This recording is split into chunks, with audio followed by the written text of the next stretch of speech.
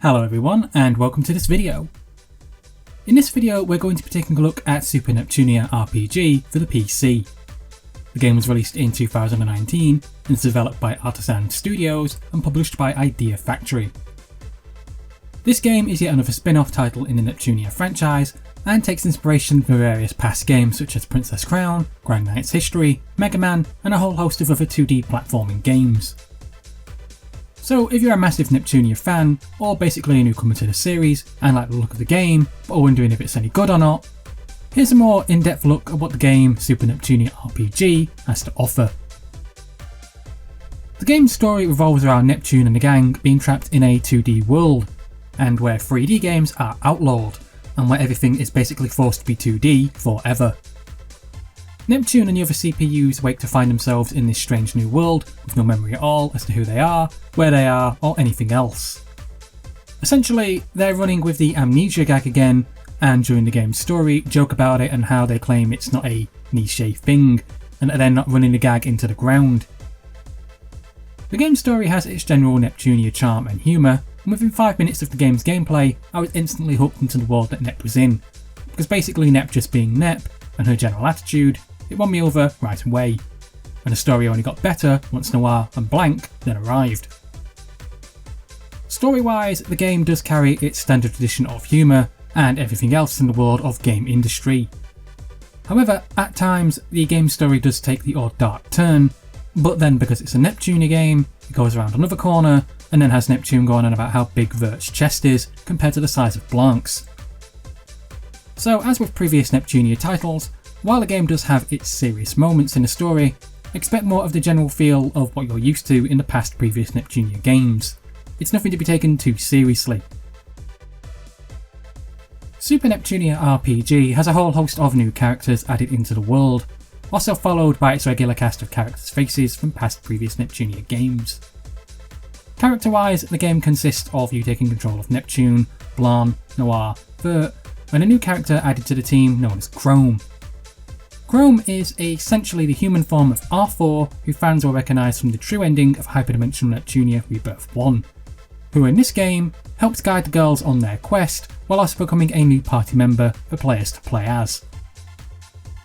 A whole host of other characters are also included into the game, such as Filling, who is seen as the game's new villain, along with her organisation that wants to keep the world 2D forever. You also get several mentions about other characters such as Goldford, Brave, and a whole host of others. So, whilst not everyone makes an appearance in this game from past Neptunia games, they do get some type of nod in some way, shape or form. The fact is that the regular cast are their usual selves, which is what any Neptunia fan wants, whilst the new cast of characters come across like they've been in the series for a while. It all just feels right and like the characters do belong where they're meant to be, and no one feels out of place. Everyone is moulded together well in this game, and as if they've always been part of the series from the very start. It's a good cast of characters, and if you are a fan of the franchise, I'm sure you'll love the characters that you'll come across, be it from the regular cast to the new cast. And if you're a newcomer to the series and have never played a Neptunia game before, I'm sure that these wacky and insane characters that you're about to meet will be characters that you'll instantly fall in love with. It's at this point in the review which I feel is the part which is going to divide various people: the game's combat system. I want to point out that this game is meant to be a type of parody to its past platforming type games of which it's taken inspiration from. So while the game may look a tad like Valkyria Profile or Grand Knight's History, it doesn't play exactly like those games, and that's what I feel a lot of people don't seem to understand. To make sense of the game's combat, you basically control 4 characters on screen at once in a turn-based battle system. You control your characters via button presses and chain attacks, followed by various abilities which you'll gain as the game progresses. So during combat you'll press X for Neptune to attack, Y for Vert to attack, B for Blanc to attack, and A for Chrome to attack. And it's at this point you have various people moaning and complaining and telling lies, claiming that that is essentially it for the combat. It isn't. You don't just spam X to win, because that's not how it works. During combat you have an AP meter, which builds up and allows you to chain attacks together, which you're going to need to do in order to win a lot of battles. You have 4 moves each as standard because you switch position in the formation to allow different moves. So for example, if Noir is designated to the Y button, she does a group attack. If she is then switched to the B formation, she does a single strike attack.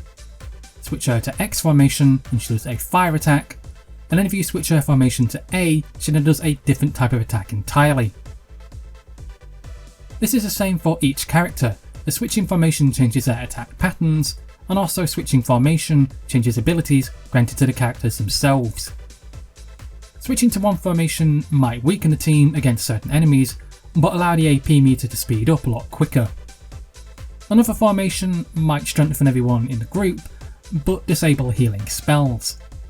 So switching formation, you have to take into account the pros and cons of which formation you're using in order to secure victory.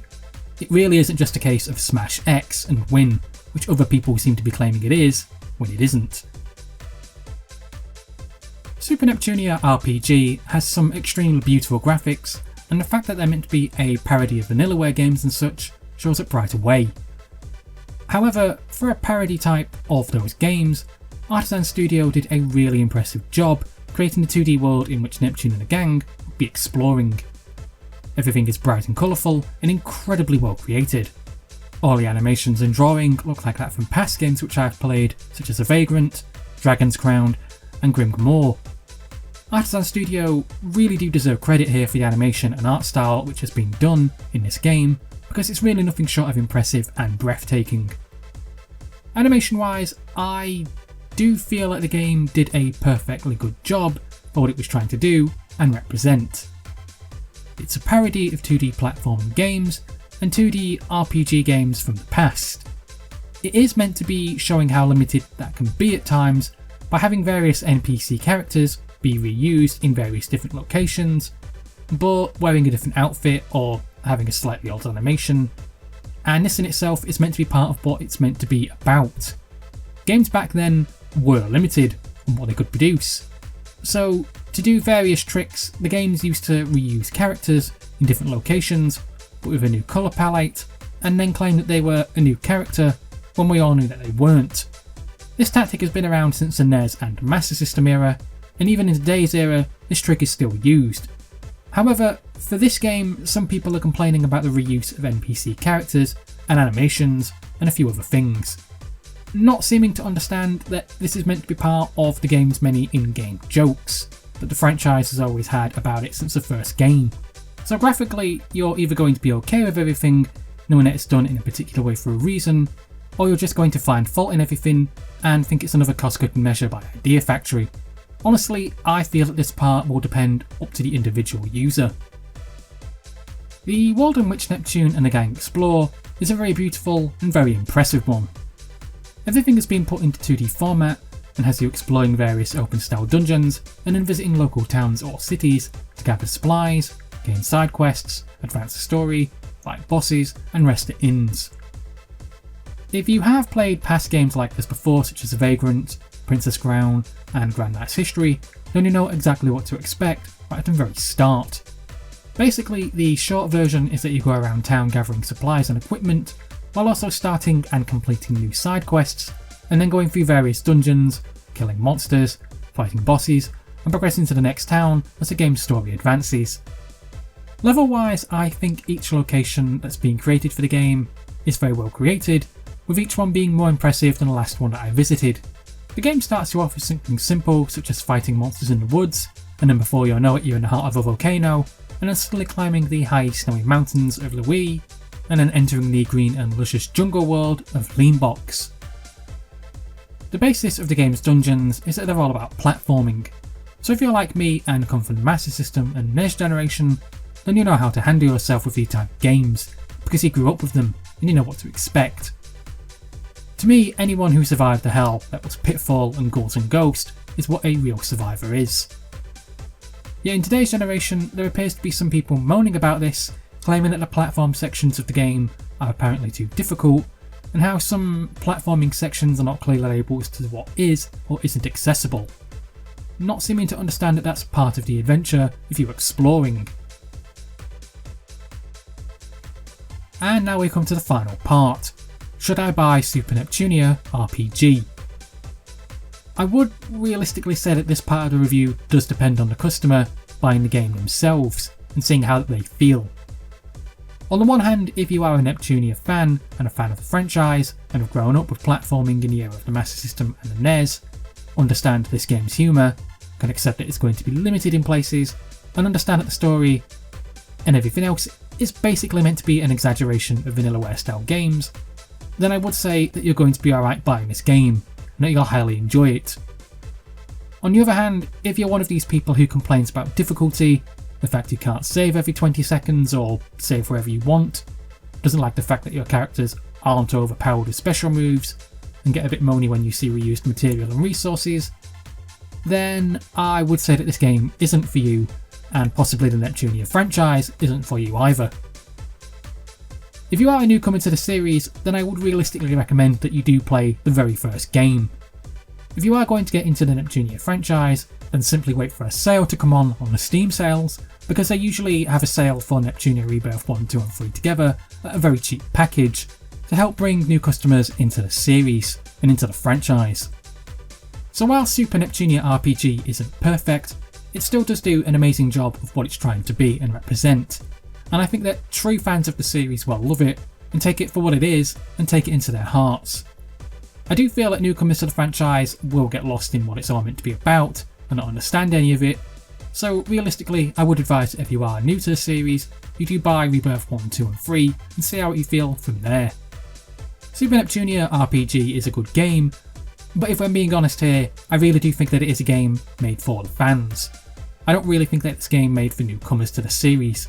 So I would say that if you are thinking of buying Super Neptunia RPG, if you're a fan of the Neptunia franchise, then yes, it's definitely worth a purchase.